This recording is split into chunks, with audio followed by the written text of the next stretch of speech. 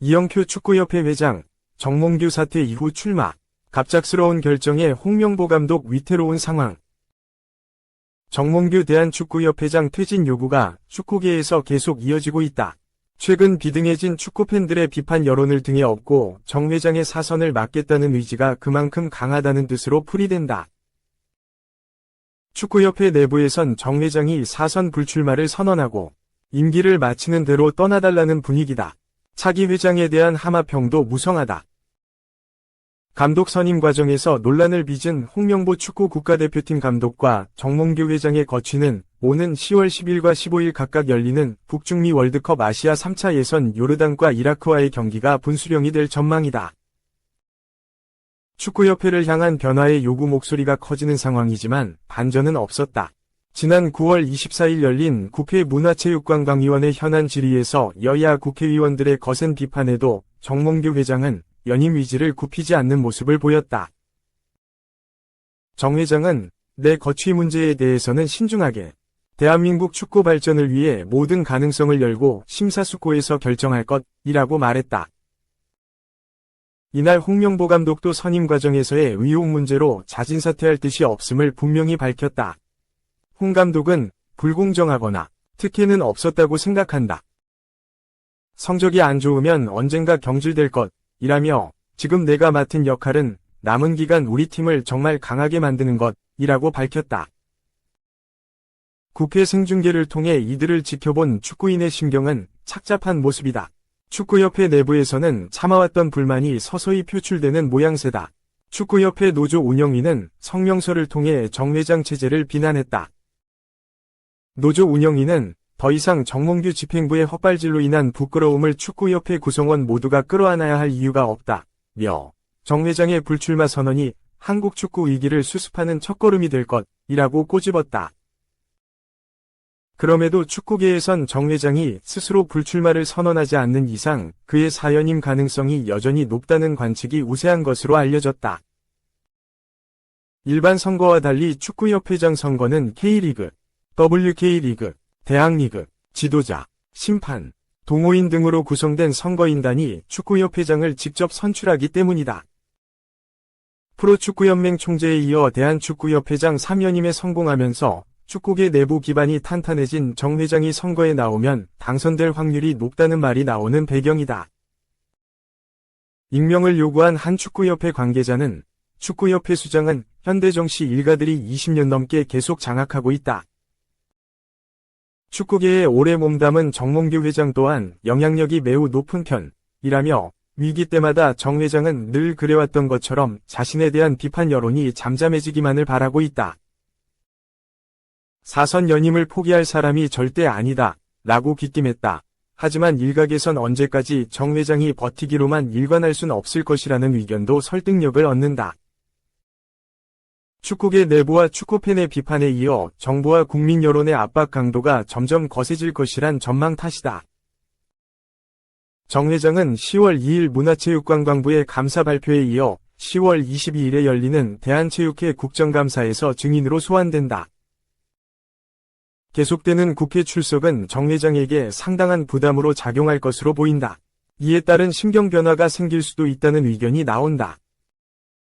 앞서 정 회장에게 명예로운 퇴진을 요구한 유인촌 문체부 장관은 만약 정 회장이 이런 경고에도 불구하고 사연임을 강행할 경우 스인을 보러 하겠다고 공개적으로 최후 통첩을 날리기도 했다. 축구협회 논란이 지속되면서 차기 축구협회장에 대한 다양한 하마평도 돌고 있는 것으로 확인됐다. 축구협회 복수의 관계자 등에 따르면 회장 출마 가능성이 높은 인사로는 허정무 전 축구대표팀 감독과 2002년 월드컵 4강 신화를 이끈 이영표 전 강원FC 대표이사 등이 꼽힌다. 허 전 감독은 국가대표 선수 코치 감독과 해설위원 행정가 경영인 등 축구인이 경험할 수 있는 자리를 두루 거쳤다.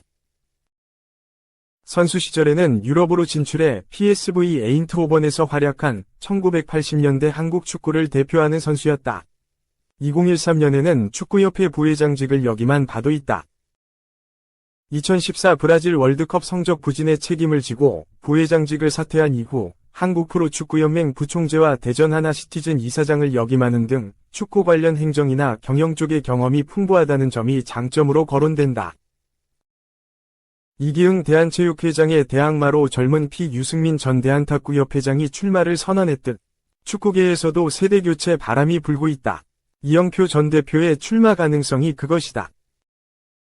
축구 관계자들에 따르면 이 전 대표는 2002 월드컵 국가대표, 축구 해설가, 축구협회 부회장 등을 거치면서 구설수 없이 무난히 직무를 수행한 인물로 평가받는다. 최근에는 축구협회를 향해 공개적으로 쓴소리를 마다하지 않으면서 축구팬들의 뜨거운 관심과 지지를 받고 있다. 감독 선임 과정에 대한 의혹이 완전히 해소되지 않은 상황에서 한국 축구 국가대표팀은 북중미 월드컵 아시아 3차 예선을 치른다. 10월 10일 요르단과의 원정 경기를, 15일에는 이라크와 용인미르 스타디움서 홈 경기를 잇따라 치른다. 두 팀과의 월드컵 예선은 축구협회와 대표팀에게 있어 중요한 분수령이 될 전망이다. 최종 예선인 3차 예선은 각 조 1에서 2위가 월드컵 본선에 직행하는 중요한 과정이다. 한국은 2경기를 치른 현재 B조 6개 팀 중 2위를 기록 중이다. 첫 경기에서 약체 팔레스타인을 홈경기에서 이기지 못한 0에서 0 무승부, 여파가 컸다. 조 선두를 놓고 다툴 것으로 예상되는 요르단 이라크와의 맞대결은 월드컵 본선을 향한 최대 고비가 될 수 있다. 정 회장과 홍 감독에게도 이번 2연전 결과는 매우 중요하다. 한국 축구가 시원한 승리를 거둔다면 팬들의 분노가 조금은 사그라들 수 있다.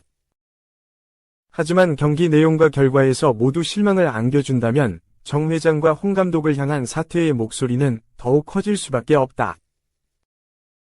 특히 홍 감독은 국회 현안 질의에서 성적으로 보여주겠다는 취지의 발언을 통해 사퇴 압박 국면에서 정면 돌파 의지를 피력했다.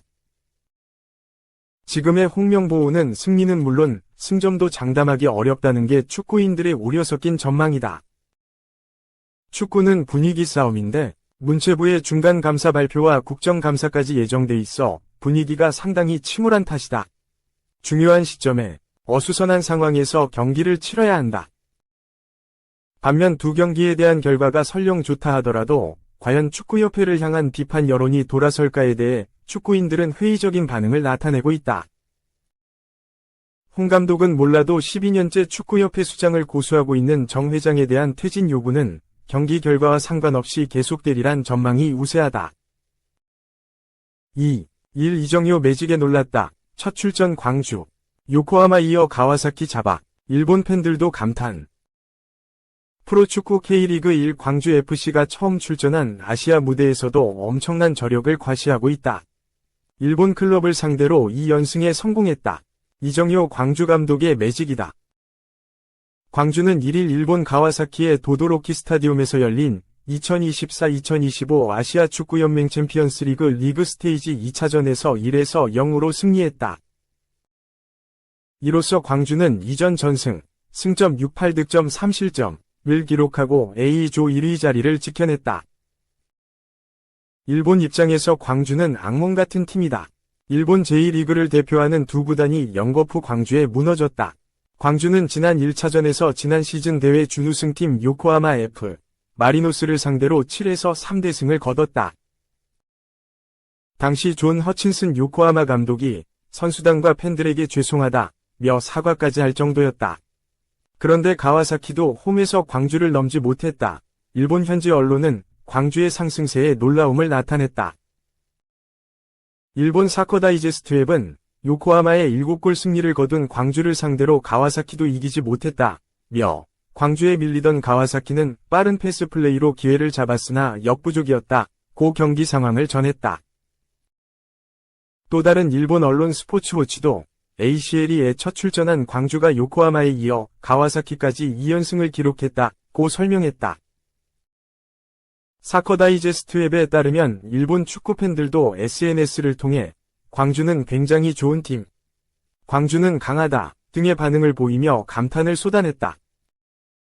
경기 후 오니키 토로 가와사키 감독은 최소 동점골은 넣었어야 하는 경기였다. 그런 의미에서 실망스러운 결과라고 아쉬워했다. 광주는 초반부터 상대를 강하게 몰아붙였다. 전반 11분 가브리엘이 왼쪽 측면에서 내준 패스를 허율이 다이렉트 슈팅으로 연결했으나 골키퍼 선방에 막혔다. 하지만 전반 18분 선제골 찬스를 잡았다. 광주의 날카로운 패스에 가와사키 수비진이 무너진 틈을 타 광주 풀백 김진호가 페널티킥을 얻어낸 것. 키커로 나선 아사니가 침착하게 차 넣었다.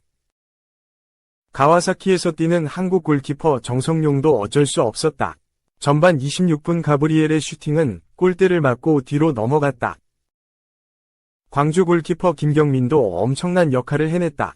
전반에만 2차례 슈퍼세이브를 선보이며 팀을 구해냈다. 김경민의 미친 선방쇼는 후반에도 이어졌다. 후반 21분 상대 에리송의 헤더슛을 몸을 쭉 뻗어 막아냈다. 이어진 가와사키의 두 번째 찬스도 골로 연결되지 않았다. 김경민은 후반 추가 시간 가와사키 마르시뉴의 결정적인 슈팅까지 막아냈다. 결국 광주가 적지에서 1-0 승리를 거뒀다.